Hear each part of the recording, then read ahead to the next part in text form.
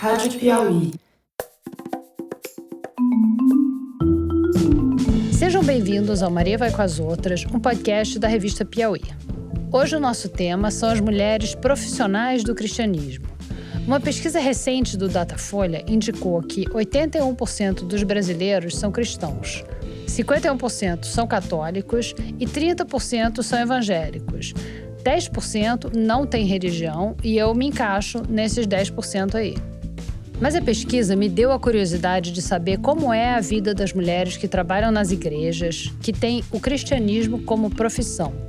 Então, hoje a gente vai conversar com uma pastora batista. Há pastoras, por exemplo, que exercem o seu ministério sem salário, só porque tem uma função secular.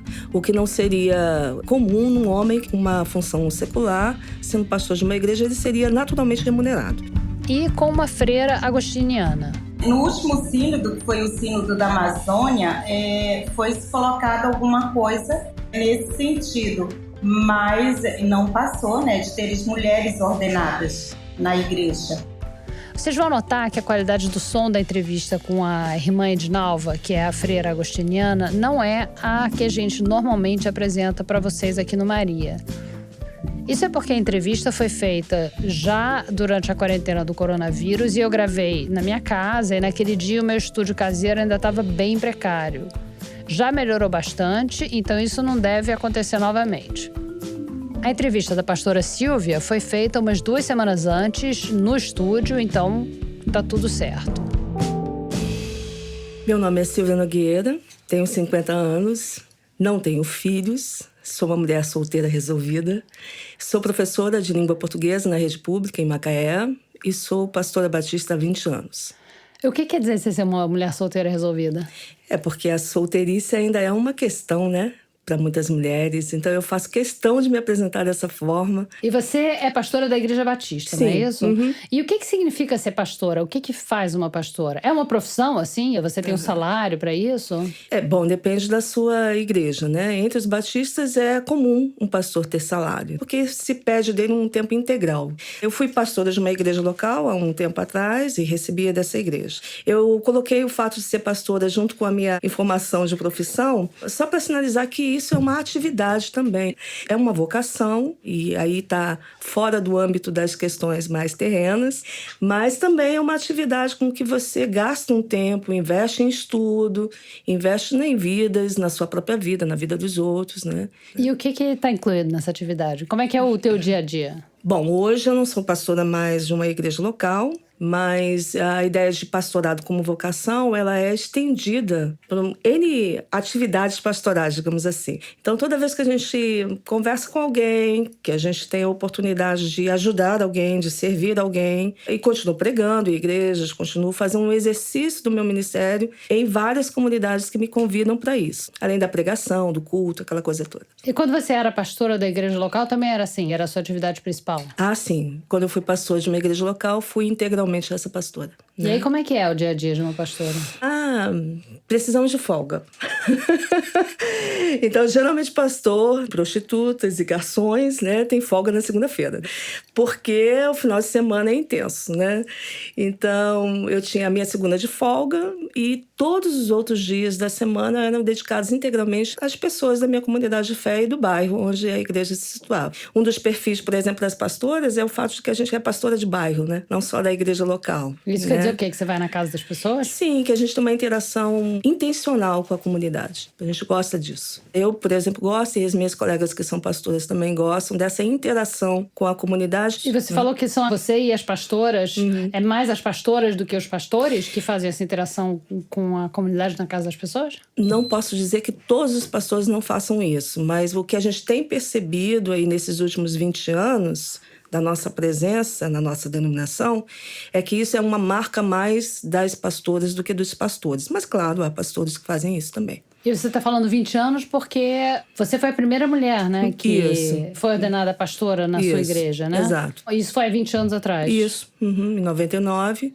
De lá para cá foi um crescimento exponencial, que é maravilhoso, a gente agradece a Deus por isso. Porque a gente, inclusive, diz que o fato da gente existir é um sopro do Espírito e não se controla sopros nem espíritos. E qual é a diferença entre ser um pastor e ser uma pastora? Tem diferença? Para mim, nenhuma. Em termos de exercício? Exercício, salário, oportunidades dentro da igreja, carreira. Sim, em termos de exercício, nenhuma. Por exemplo, antes de ser oficialmente pastora, a primeira da minha denominação, não significa que não tinham mulheres pastoras antes. Eu acho que isso é uma coisa que acontece ao longo da história da igreja, desde o primeiro século, da igreja cristã. Só que o que a gente tem é a tal da resistência à liderança feminina. No Brasil, em particular, que a gente tem mais de 100 anos de denominação, já houve, com certeza, pastoras mulheres no exercício da vocação, mas sem o título. Então, o que a gente está se referindo tem 20 anos que esse título foi conferido a uma mulher, dentro de todas as regras que se confere esse título a um homem, por exemplo. Então, título oficial, né? Isso. Então, eu passei por um concílio, fiz o mesmo processo que um candidato homem faria. E houve resistência porque você era a primeira mulher, a única mulher? Sem dúvida. Você foi criada nessa igreja? Você sempre quis ser pastora?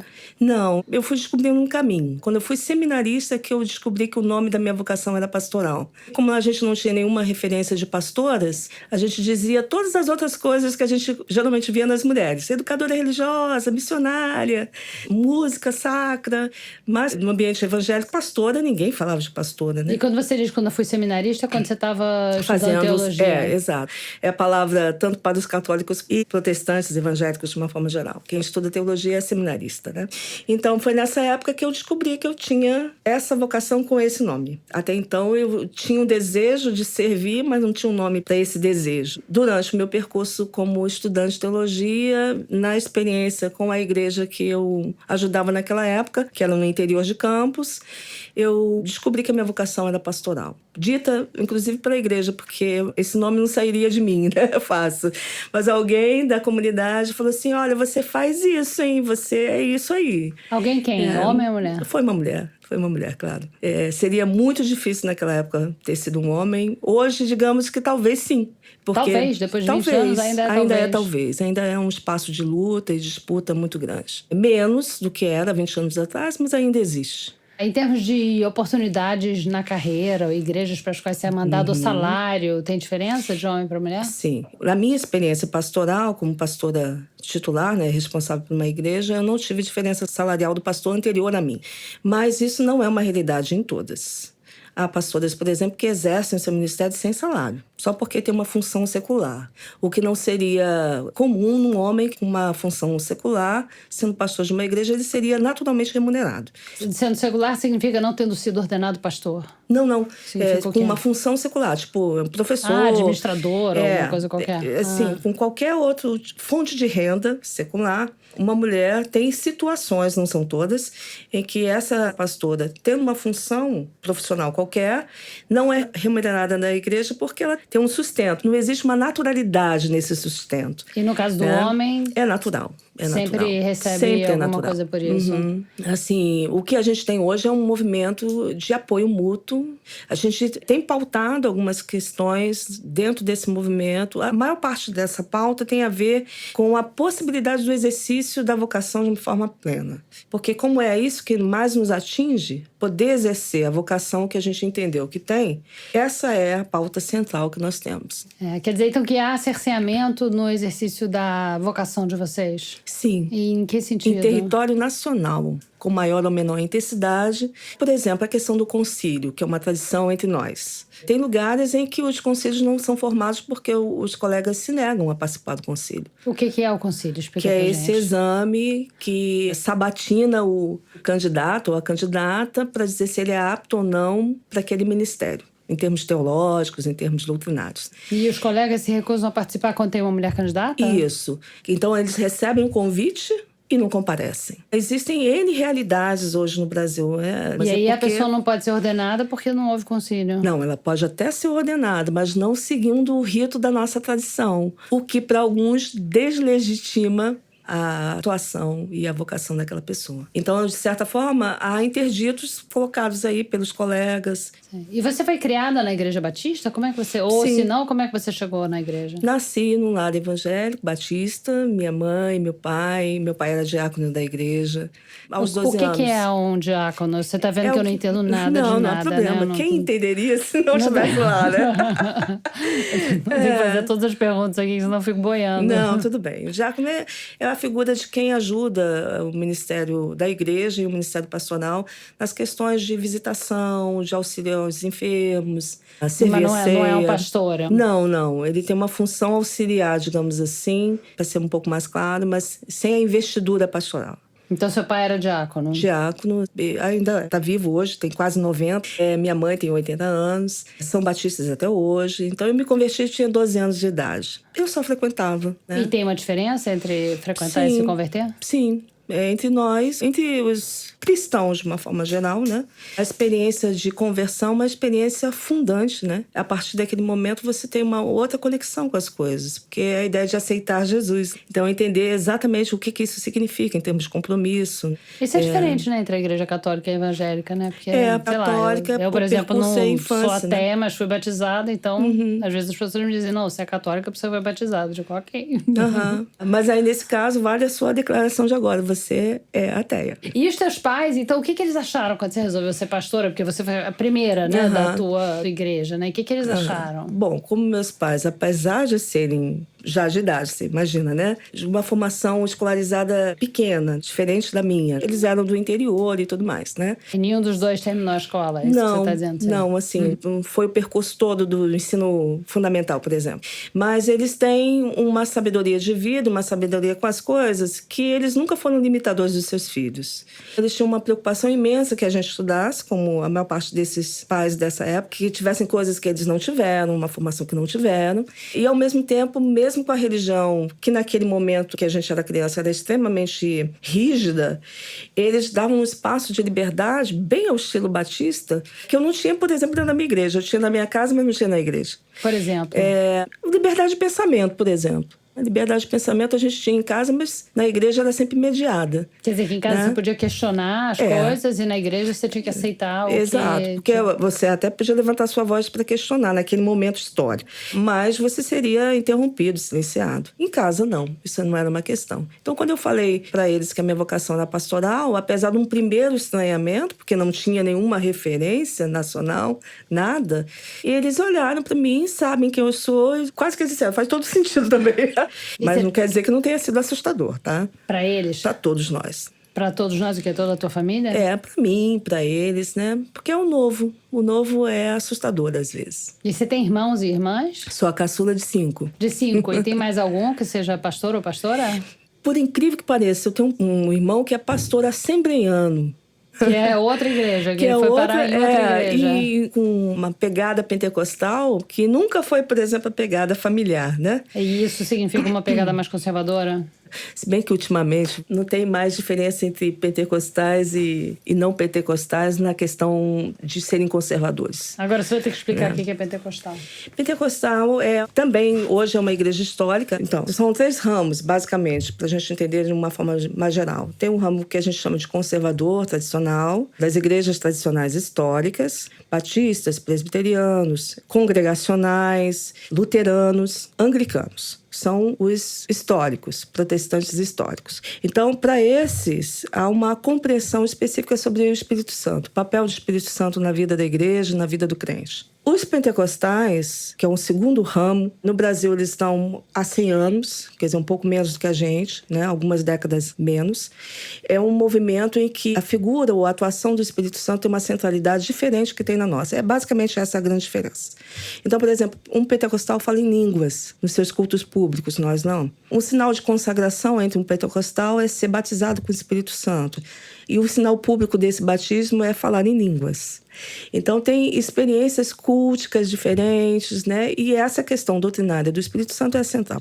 No Brasil, aconteceu na década de 80 um outro fenômeno, que esse é o que a gente mais ouve por aí, que são várias igrejas midiáticas para você dar conta desse terceiro movimento, o terceiro grupo, que são aqueles que a gente chama de neopentecostais. Então, os neopentecostais são uma digressão dos pentecostais já. E aí, o que caracteriza, assim, a grosso modo, a presença neopentecostal? Primeiro é o sincretismo, de certa forma. Por exemplo, não estou aqui nem fazendo nenhum juízo de valor, mas é uma questão óbvia, né? Prática, que você pode verificar. Tem a campanha do corredor de sal numa igreja... A campanha do quê? Do corredor de sal.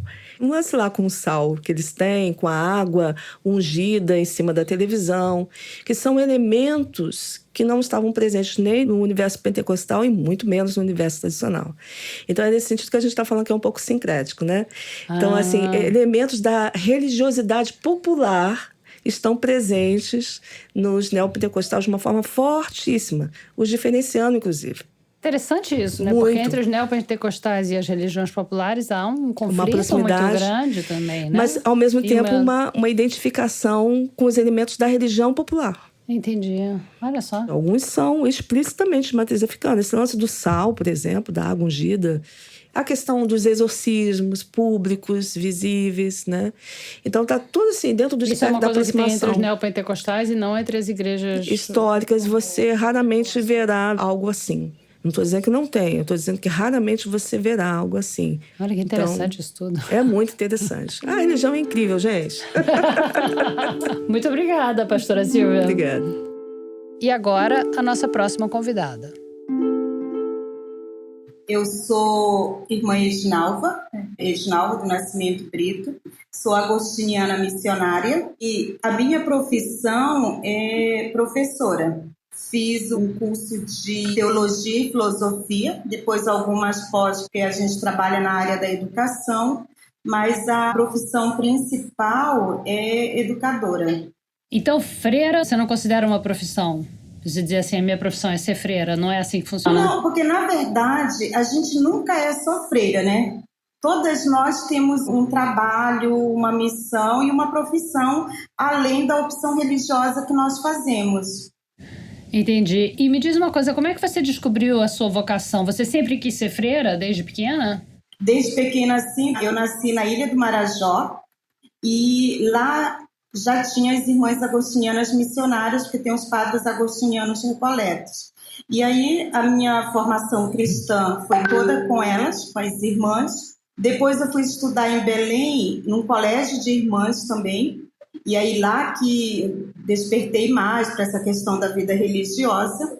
Só que meu pai não deixou, porque eu era muito nova, eu tinha 15 anos na época. Depois dos estudos voltei para Portel, trabalhando e em contato com as irmãs de novo. Aí eu escolhi entrar com elas mesmo. Então, assim, desde pequena sempre teve esse desejo, né, de participar de uma missão, como elas faziam ali, que era na área da educação e também no trabalho nas paróquias. E aí, como é que faz, então? Quando você decide ser freira, você falou que com 15 anos você já queria e seu pai não deixou. Quer dizer, então, que com 15 anos já pode. Se o teu pai tivesse deixado, você já poderia ter começado aí o seu noviciato? Na época, até poderia. Hoje em dia, a gente não aconselha. Mudou um pouco a cabeça dos adolescentes, dos jovens. Então, hoje em dia, a gente faz o acompanhamento, mas normalmente pede que as jovens que desejam façam isso após os 18 anos, tudo ainda que comece um acompanhamento cedo. Mas na época, por exemplo, se meu pai tivesse deixado, eu já teria entrado, e aí você não vai direto para o noviciado. Tem primeiro o aspirantado, depois tem o postulantado, isso leva de 6 meses a 2 anos, e depois que vem o noviciado. E nesses 6 meses a 2 anos, o que acontece? O aspirantado e o postulantado? E no próprio noviciado também, o que acontece? É uma espécie de seminário? É como se fosse um seminário, que a parte do noviciado já é uma formação mais restrita sobre a congregação, sobre a espiritualidade da congregação, a missão. Normalmente as congregações elas têm constituições próprias e diretório próprio também. Então, tem um estudo de toda essa documentação e estudos também teológicos, né, que normalmente se faz, e já começa, quem não tem, uma formação acadêmica. E o aspirantado, na verdade, é aquele processo de conhecimento, por isso que vai de 6 meses, que normalmente você faz isso antes de entrar na congregação. E o postulantado já começa uma parte de estudo, que aí você tem a parte da formação pastoral, formação humana. Hoje em dia se possibilita muito acompanhamento psicológico também, dependendo da realidade da jovem, de onde ela vem. Então, na época do aspirantado, a pessoa ainda está se decidindo se quer ser freira ou não? Aspirantado, postulantado é aquele período realmente de um conhecimento maior da congregação, né? E se você quer ou não, por isso que vai de 6 meses a 2 anos, tem gente que fica até 3 anos nessa fase inicial da formação religiosa. Você ficou quanto tempo? Eu fiquei 7 meses no aspirantado, depois eu já fui para o postulantado, fiquei 1 ano e pouco no postulantado, né, e já entrei no noviciado. Porque aí eu fiz o aspirantado lá na Ilha do Marajó mesmo, eu já tinha uma formação e já trabalhava como professora, tinha terminado o magistério, e aí entrei lá. As irmãs têm um colégio na cidade de Breves, o Colégio Santo Agostinho, aí trabalhava de manhã e de tarde no colégio e já seguia a formação religiosa. E aí, nessa época, você morava onde? Já morava com as irmãs, no ano que eu entrei. Depois eu fui para São Paulo, e ali em São Paulo eu fiz o postulantado e já comecei a formar a faculdade de Teologia e Filosofia e fiz o noviciado lá também. Esse tempo de formação todo quase foi em São Paulo. E nesse tempo, como é que é a vida de uma noviça? Você mora onde? O que você faz? Que horas acorda e que horas dorme? Como funciona? Tem a casa de formação que fala, né, que é onde ficam normalmente 2, 3 irmãs que são as formadoras, responsáveis por toda o conteúdo de formação de quem está ali. Nós também, as noviças, o primeiro ano nós éramos 9, e aí tem um colégio em São Paulo, a gente trabalhava no colégio também. O noviciado é um tempo mais fechado, mas mesmo assim a congregação ela é muito aberta também nesse sentido. Então, a gente trabalhava no colégio, com salas de aula, essas coisas, e a casa era perto do colégio, também a casa de formação. E eu e uma outra, como nós já tínhamos iniciado no postulantado a teologia e filosofia, e nós estudávamos à noite, aí nós fizemos uma carta, né, mandamos para o governo geral, que fica em Roma, pedindo autorização para continuarmos os estudos, porque eram à noite, e normalmente no noviciado você não estuda fora, é um estudo mais fechado. Foi nos permitido, né? Então, mesmo nos 2 anos de noviciado, a irmã Cristina e eu continuamos estudando. É interessante que você falou que vocês escreveram para Roma. As ordens, então, vêm de Roma. E isso encaixa com uma pergunta que eu queria fazer mais tarde, mas vou aproveitar e fazer agora. É como é que as ordens se financiam? Quer dizer, o dinheiro vem de Roma? O que acontece? As congregações, elas têm um governo geral, e depois, cada congregação tem a sua própria organização. Ou tem o que chama de governo provincial, delegações, que são os grupos, como eles vão se ajustando. No caso, a nossa congregação, ela trabalha até hoje, mas a gente está num processo de reestruturação com o governo geral e os governos provinciais. E aí são os bispos, os cardeais, ou tem o equivalente para a freira de bispo e cardeal? Só nós, as irmãs. Então, aí, em Roma, por exemplo, fica o governo geral, que é a geral, que é responsável pela congregação no mundo, que é eleita por todas as irmãs. A cada 5 anos tem a eleição, e aí a gente vota. Depois, tem os governos provinciais também são eleitos a cada 3 anos, também votação secreta, cada uma escolhe quem quer, depois quem tiver mais voto assume ali junto com o conselho, que aí tem as conselheiras e tudo mais. Mas, assim, a manutenção, ela não vem desde Roma. No caso, nós aqui, a província no Brasil chama-se Província Cristo Rei. A província tem uns colégios, né, particulares, que ajudam a manter as obras sociais que nós temos e as pastorais que nós desenvolvemos nos estados. A província se auto-mantém, né, com essas atividades que a gente tem. Na verdade, a gente acaba ajudando, porque o governo geral é um grupo pequeno que fica em Roma, dirigindo a congregação, e aí as províncias ajudam o governo geral. Entendi. Vocês recebem salário? Freira tem salário? Nas próprias instituições nossas, nós não temos salários, não podemos ter, porque a gente entra como associada. Eu não trabalho fora, porque eu tenho aqui a direção pedagógica administrativa da obra social e eu tenho 2 ramos de trabalho aqui, então eu tenho trabalho demais. Mas as que trabalham fora... Mas você recebe salário por esse trabalho que você faz? Não, ou não? Nós não recebemos salário. E aí, as irmãs que trabalham fora, né, normalmente recebem seu salário. Quem é funcionária do Estado, quem é funcionária do município ou de outras instituições, se for o caso, recebem seu salário. Mas aí que não tem nada a ver com a congregação, né? É uma outra profissão que a pessoa tem. Mas então, de que você vive? A congregação faz a manutenção também das irmãs. Temos no nosso plano de saúde, a gente tem um fundo que, se você precisa de roupa, calçado, médico, dentista, essas coisas toda a congregação mantém. A gente só não tem um salário, amor, dizer, todo mês você vai receber isso. A gente faz um orçamento anual de quanto que custaria mais ou menos para cada irmã, aquela comunidade, e aí esse dinheiro é repassado. No caso, para nós aqui, que a gente não tem salário nem nada, nós somos 3, e aí a província repassa esse salário para essa unidade. Para o quanto vocês precisam para viver por mês ou por ano, né? Isso. Padre recebe salário? Também como a parte das congregações. Por isso, se eles trabalharem fora, eles recebem. Porque também na parte dos padres existem os padres diocesanos e existem os religiosos. Os que são religiosos é como nós, também a parte feminina. Tem as congregações mantêm, mas se você também trabalhar fora, tiver uma profissão fora, você tem seu salário. Mas me explica as diferenças entre ser freira e ser padre. Quer dizer, o que um pode fazer e que o outro pode fazer? Dentro da igreja, por exemplo, nós não podemos presidir missas. A gente faz celebração como qualquer outro leigo, porque dentro dessa estrutura eclesiástica, na sequência, nós não estamos incluídos ali. A vida religiosa é como se fosse uma vida laica. A gente não faz parte da hierarquia religiosa. Por exemplo, como tem o padre, o bispo, eles têm o ministério da ordem, a vida religiosa não, a vida religiosa feminina. Porque a masculina, e tem padres que são ordenados também, aliás, todos os padres são ordenados, mas tem freis que não são ordenados, que continuam a vida toda só como freis, só como irmãos, né, e não se tornam padres.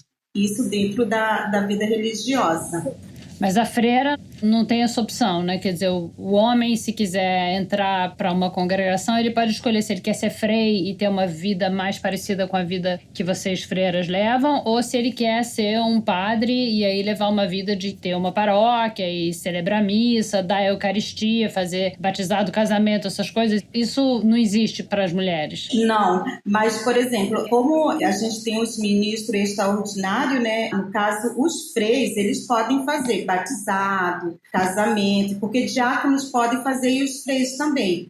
A gente, em determinadas realidades, você pode também batizar, como todo cristão pode, desde que você use a fórmula, né, do batismo, mas assim, esse é um papel que fica mais realmente para a parte masculina dentro da igreja. E aí a gente vai para a parte mais pastoral mesmo, trabalho com catequese, com a formação cristã, e essas outras coisas. E existe alguma reivindicação para que isso mude, para que as mulheres dentro da Igreja Católica também possam ser como os padres, ter uma paróquia, poder celebrar batizado, casamento, ouvir confissão? Freira pode ouvir confissão, não, né? Não. Existe reivindicação para que isso mude? Assim, no último sínodo, que foi o sínodo da Amazônia, foi colocado alguma coisa nesse sentido, mas não passou, né, de ter mulheres ordenadas na igreja. Acho que um grupo talvez até queira, mas a maioria não sei se pensam assim, porque a gente já tem uma missão tão grande, mas claro, sempre assim, como em todos os grupos, tem uns prós e os contras. A gente já faz muita coisa na igreja. Você gostaria que tivesse? Não.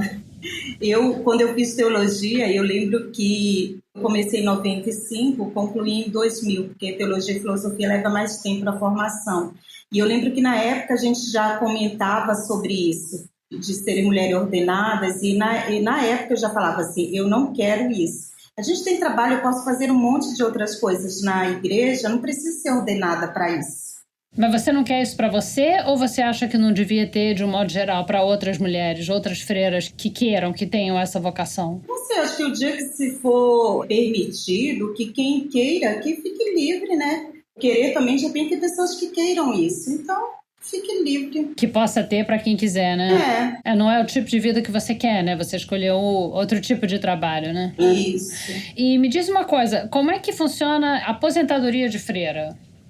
Primeiro, assim, essa parte legal de dinheiro, né? As congregações pagam como se recolhe em qualquer outra profissão, em qualquer outra área. Quem não tem um emprego fora e tudo mais, que já se recolham esses tributos, já pensando em uma aposentadoria. No INSS? Isso, aí a congregação mesmo paga. E depois, assim, aí a gente tem essa parte da aposentadoria legal, quando chega seu tempo de recolhimento e tudo mais, você entra, tem aquele dinheiro, e tem a parte também do trabalho em si, porque o trabalho em si a gente trabalha até morrer. Então não se aposenta, na verdade, né? Não, porque a gente tenta manter as atividades até para ter uma qualidade melhor de vida. Hoje aqui, por exemplo, eu tenho 2 irmãs de 81 anos. Elas há muito tempo elas estão aposentadas pelo trabalho que elas fizeram durante a vida. No entanto, se essas mulheres não tivessem uma função, alguma coisa no dia a dia para fazer, elas estariam muito debilitadas. E também acontece de pessoas resolverem entrar na congregação já mais velhas? Já tendo casado, já tendo tido filho? Não é uma coisa que acontece na nossa congregação, porque não faz parte da nossa estrutura, da nossa organização. Mas tem congregações, sim, que acolhem pessoas que já foram casadas, mulheres, por exemplo, de repente ficaram viúvas, e que os filhos também não imporam nada em relação a isso. As pessoas podem entrar, tem congregações para isso, mas não é o caso a nossa. Você falou que o seu pai não queria que você entrasse para a congregação quando você tinha 15 anos, né? Então você esperou até ter 18. Mas o que a sua família achou quando você contou para eles que você queria ser freira agostiniana? Assim, logo no início meu pai não, porque era muito nova, mas depois ele foi tranquilo. Ele só falava, se não der certo, você sabe que pode voltar para casa.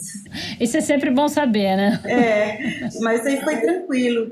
Eu tenho na minha família, assim, a gente tem uma mescla muito grande de opção mesmo de religião, né? E aí eu tenho irmãs que são da Assembleia de Deus, por exemplo, que para elas a maternidade é muito importante. Não que não seja para mim, mas eu não tenho que ter meus filhos para desenvolver a maternidade em mim. O trabalho que eu faço com as crianças, que eu já desenvolvo bastante esse lado materno. Uma irmã minha, ela sempre falava assim, porque a mulher nasceu para ter filhos, porque não sei o quê. Eu falava para ela, eu já tenho tantos sobrinhos, tantas crianças que eu trabalho, eu não preciso ter os meus. Aí, hoje em dia não, hoje em dia ela já é tranquila, porque assim, todo mundo vê o trabalho que eu faço, que desenvolvo. E eu acho que o mais importante, as pessoas veem que você é feliz. E você é feliz como freira, né? Parece, né? Eu sou muito feliz. Não sei o dia de amanhã, mas hoje estou muito feliz. E o que você mais gosta? Eu gosto muito dessa vida em comunidade, por exemplo, como eu falei, eu vivo com 2 pessoas de 81 anos, eu tenho 48, é uma diferença grande, mas eu aprendo muito com elas também. Inclusive uma foi que me alfabetizou quando eu era criança. Quer dizer, ela foi sua professora lá em Marajó? Isso, e ela é do estado de Goiás, né? E hoje mora aqui no Rio, e morou 40 anos no Pará, porque a congregação é missionária, então a gente tem essa mudança muito. Quer dizer, vocês mudam de lugar, vocês têm missões, vocês têm que ir fazer em vários lugares do Brasil. Do Brasil e às vezes até fora do Brasil. Muito obrigada pela entrevista. Tá bom, muito obrigada também.